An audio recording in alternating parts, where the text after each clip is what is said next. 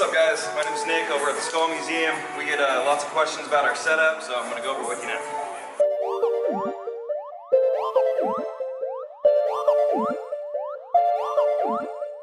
So we're going to go over what machines we use. I got two Spectras, I got a Neotat, and I got the new Feihu. This is one of my favorite machines. Check them out if you haven't heard of them.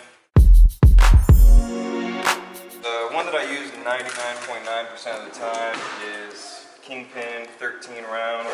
I've been using Kingpin for a long time. I know there's a bunch of other really good brands out there. It's just kind of what I'm used to. Still not a big fan of the cartridge systems. I feel like they still have a little bit of work to go. I don't really like the motion that they have in there. I feel like the metal on metal is still the most perfect fit.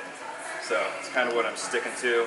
I do use one cartridge system with a 27 mag, and the only reason why I use that is because the 27 mags don't fit into these. And then for my lining, I line very little. I do a little bit of gray lining at the beginning of all my pieces. And a 5-tight. 5-tight's pretty much all I need for that. And I really don't even pay too much attention to which needles I put into which machines when it comes to the Halos or the Neotat. They both run awesome. Biggest thing with my machines is I look for a 2.5 stroke. Anything longer than that, I have a hard time kind of getting smooth gradients with it. So 2.5 is where it's at in my opinion. A lot of companies only make a 2.8 or bigger, so 2.8 will do the trick too. The one cartridge I use is the 27.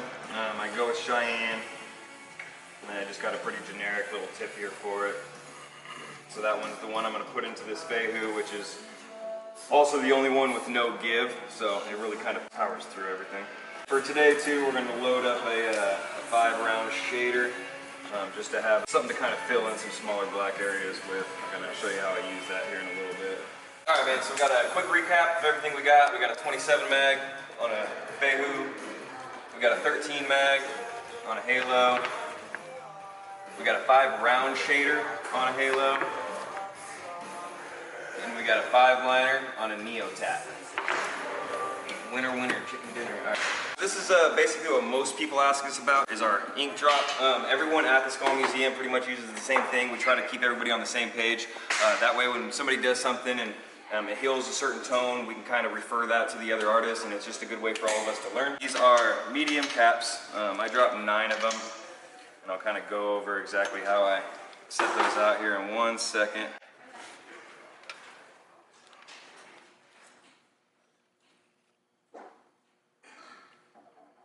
So when I lay this out, I'm a little bit backwards in life. I know a lot of people go dark to light, I go light to dark. I use a lot of black, so these are going to both be black, they're the same cap. I use a lot of my lighter tones, so these are both going to be my lighter tones. For the blacks, the whole entire shop's pretty much in love with this. This is super black, made by Intense. This stuff's fucking killer. We do water it down halfway. It's a triple black, so when you use this stuff on really pale skin, if you put it in direct, it's pretty easy to get little bruising and blowouts and stuff, so make sure you put a little bit of water in it, and you want to take it down to about 1.5 black, which would be pretty close to just putting half and half in your cap.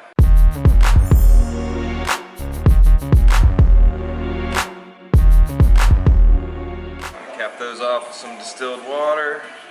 And then it's your black. Alright, so we do the rest of our drop system with Intense dark gray wash. Alright, so I'm starting down here on my lighter tones. So I actually stopped doing counts a long time ago, and I do everything visually. So these first two, if you look down on it, I basically just try to fill it about halfway up. So if you look straight down, it's half ink and half empty. The second cap over, you go real slow, and basically when it has one little air bubble left, you do the final drop to close it, and then you kind of want to pull it away. And then on the next 3, I kind of do a little bit of a side glance. So go about 1/3, I go about halfway, and then I fill the cap up all the way. A couple more drops in that one.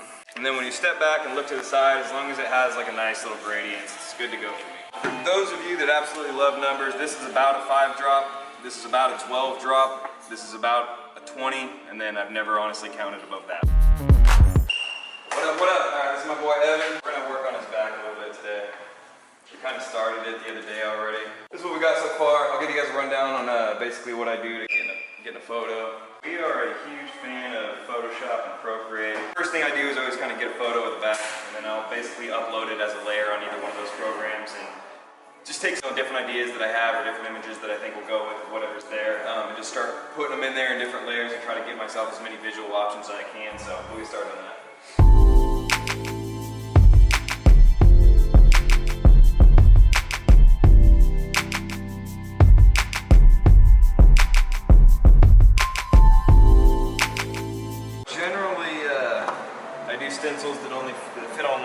paper.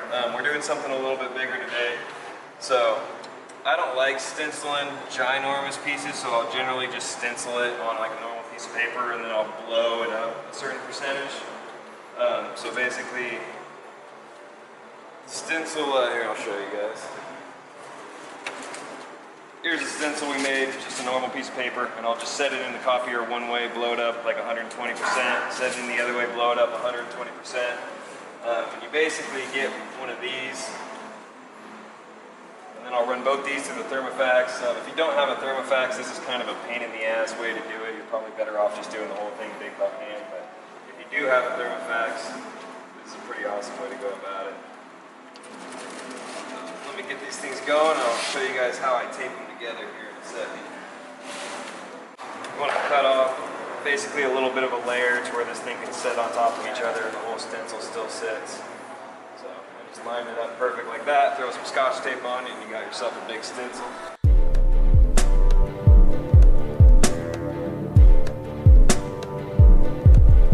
When you got a big dip like this, you can try making some cuts to the paper, but when you got something with so many lines right there that need to be in their right spot, you're better off just trying to smash this thing in the best you can a couple times till you get it right. Fucking smash, fucking smash!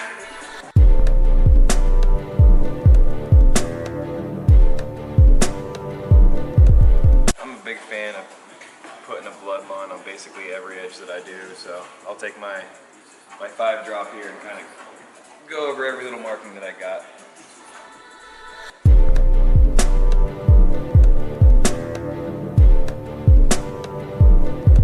If you start up here, a lot of times your hand's going to be hitting everything and kind of smearing it, so I basically try to start wherever my hands are going to kind of be out of the way, so I'm not smearing my stencil everywhere.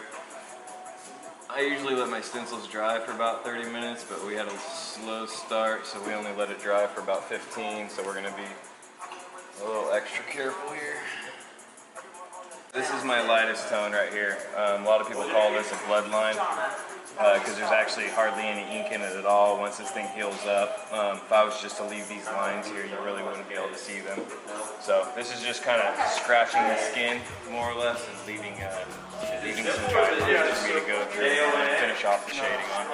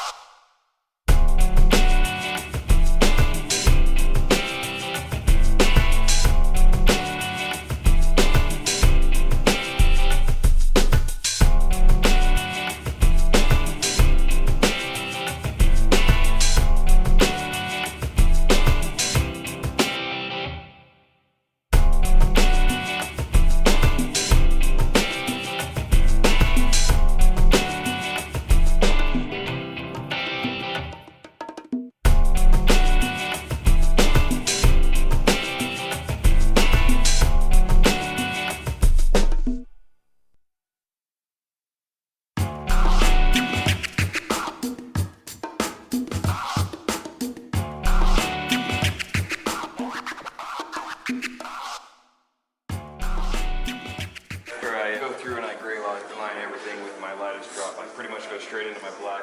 Everyone has their preference with what they like to use to fill in little areas. If you like to use small mags, that's fine. I like to use my round shader. I can get it to go in pretty much like a marker. So if you look over here, first thing I do, man, is go through and just really try to shape out tiny little triangles and shapes and stuff that I know are going to be solid black. They look pretty aggressive when you're originally done, but once you shade all this stuff out, you'll see it kind of blend nicely into the piece, and it really helps hold structure to something that's black and gray that doesn't normally have lines on it. So now I'll kind of jump into some mags. I'm a little bit back and forth on this one right now, but I'm still just working on solid black areas, so I like using my 13 for shading and solid black filling. And this is a pretty tough area to get solid black in, so generally the trick is just hang the needle out a little bit longer. It's got a bounce to it, and that'll get it going in as fast as anywhere else. So if you look here on the photo, she's got, you know, all these kind of strict black shapes and stuff right here. She's got a big shadow down on the right here. These corner back triangles are almost solid black, so that's kind of what we're going to get down on here for the next hour or so. A lot of people ask about the depth too.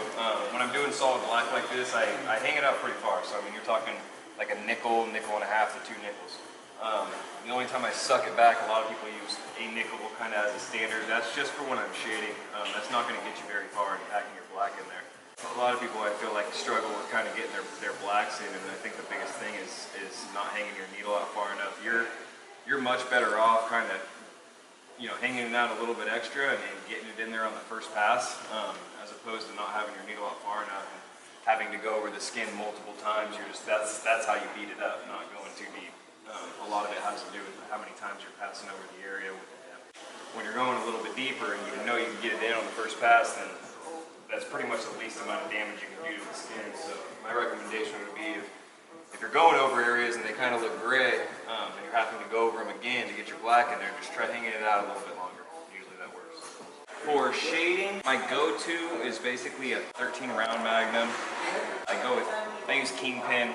There's lots of really good brands out there, so that just happens to be what I've been using for the last 9 or 10 years or something like that. And it's just, if it's not broken, don't fix it. I've been wanting to try some newer ones, but I just haven't gotten around to it. What I'm using right now, this is something I really just got into. I've never really used a cartridge system, so I'm using a 27. We got a 13 and a 27 is what I'm using for my Magnums. I've gotten pretty good with my 13, turning it sideways and kind of getting in really small areas, so I don't. I used to use a 7. I haven't set it up in a really long time. And then for my liners, I use a 5, just a regular 5. I feel like anything kind of smaller than that is a little too weak of a line. And honestly, if you need anything smaller than a 5 to do the detail that you're doing, it's probably a little too much detail for the area anyway. So it's kind of my rule of thumb. Got a bunch of commas, then I roll up with the Rolex. Yeah. Hundreds on my bed, flexing with the bill. Roses in my wallet, and I'm flexing it for real. Racks and racks and racks, I look like rookie of the year. Frontin' with the cash, it's getting moody over here. Hundreds on my bed, flexing with the bill. Roses in my wallet, and I'm flexing it for real. Racks and racks and racks, I look like rookie of the year. Frontin' with the cash, it's getting moody over here. Yeah, I'm licking at my lollipop, and my mama starting to ask me where my money from. And my papa, he gon' call me when that popo come. See me run up on that hill like I'm at Comic-Con. Ooh, when I'm sober, I don't wanna front.